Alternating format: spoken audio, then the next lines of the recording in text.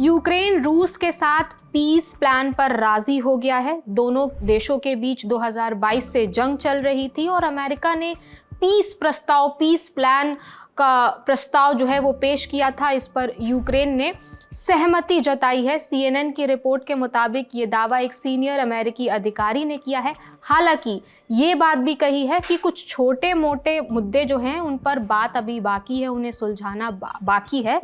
Minor details, ये जो शब्द है, दो शब्द इस्तेमाल किए गए हैं कि माइनर डिटेल्स आर लेफ्ट, यानी पूरी तरह से सहमति नहीं हुई है लेकिन एक कॉमन अंडरस्टैंडिंग पर बात बन आई है। तो ये जानकारी CNN के हवाले से आई है, मतलब पूरी तरह से बात नहीं बनी है, कुछ मुद्दों पर बात बाकी है, पर दोनों पक्ष एक कॉमन अंडरस्टैंडिंग पर पहुंच गए हैं। व्हाइट हाउस की प्रेस सेक्रेटरी कैरोलिन लेविट ने एक्स पर लिखा कि अमेरिका लंबे समय से पीस डील पर काम कर रहा है। बात आगे भी बढ़ी है, हमने काफ़ी आगे हम आ चुके हैं। हम यूक्रेन और रूस दोनों को एक मत पर लाने में सफल हुए हैं। थोड़ी बहुत चीज़ें सुलझाना बाकी है लेकिन ये मुश्किल नहीं है, बस इसके लिए यूक्रेन, रूस और अमेरिका के बीच थोड़ी और बातचीत बाकी है। वहीं Ukraine national security adviser Rustem Umerov का कहना है कि यूक्रेन के प्रेसिडेंट व्लादिमीर ज़ेलेंस्की नवंबर के अंत तक अमेरिका जाएंगे और राष्ट्रपति ट्रंप से बातचीत करेंगे। इससे पहले दोनों देशों के टॉप अधिकारियों ने अबू धाबी में मीटिंग की थी।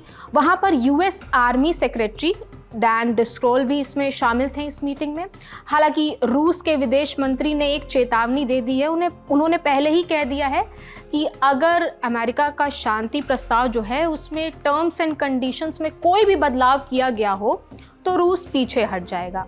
शांति प्रस्ताव में वही बातें होंगी जिस पर अलास्का मीटिंग में सहमति बनी थी। आपको याद ही होगा, जब ट्रंप अलास्का में गए थे, पुतिन से मुलाकात हुई थी, लगा था कि बात बन जाएगी और दोनों, रूस और यूक्रेन दोनों देशों में सहमति बन जाएगी, जंग खत्म हो जाएगी, लेकिन ऐसा हुआ नहीं था। लेकिन तब ट्रंप ने कहा था कि कुछ बातों पर सहमति बनी है और अच्छी खबर आएगी, ऐसा ट्रंप ने बोला था। तो उन्हीं टर्म्स एंड कंडीशंस की बात यहाँ पर सर्गेई लावरोव कर रहे हैं। अमेरिका ने दोनों देशों में जंग रोकने के लिए इससे पहले एक 28 सूत्रीय प्लान पेश किया था। यूक्रेनी राष्ट्रपति व्लादिमीर ज़ेलेंस्की को 27 नवंबर का अल्टीमेटम दिया गया था कि आप इतने दिनों में बता दीजिए कि आप पीस प्लान पर सहमति जताते हैं कि नहीं, हाँ या ना बता दीजिए। इस पीस प्लान प्रोसेस में मध्यस्थ बनाया गया था कतर और तुर्की को। यूरोपियन यूनियन को भी इसमें शामिल किया गया था, लेकिन सैन्य हस्तक्षेप जो है इनका सीमित रखा जाएगा, ऐसा कहा गया था। अगर आपको इस 28 सूत्री जो प्लान है, ये 28 पॉइंट पीस प्लान जो है, इसे बहुत ही विस्तार से समझना है तो आप हमारा दुनियादारी का एपिसोड देख सकते हैं। इसका लिंक आपको डिस्क्रिप्शन बॉक्स में मिल जाएगा। ये जो 28 सूत्रीय प्लान था, इसमें ये बात थी कि सभी पक्षों के सहमत होने पर तुरंत युद्ध विराम शुरू होगा, फिर दोनों पक्ष तय बिंदुओं पर पीछे हटेंगे। इस समझौते की निगरानी अमेरिका, रूस, यूक्रेन मिलकर करेंगे। समझौते के 5 बरस बाद समीक्षा होगी जिसमें क्षेत्रीय विवादों का समाधान निकालने पर चर्चा की जाएगी। लेकिन क्या ये सब कुछ इतना आसान था? नहीं। आरोप भी लगे कि पीस प्लान प्रो रशिया था। जो 28 सूत्रीय प्लान था उसे प्रो रशिया प्लान बताया गया और यूक्रेन ने ना नकुर की, वो इसे मानने से इनकार करने लगा।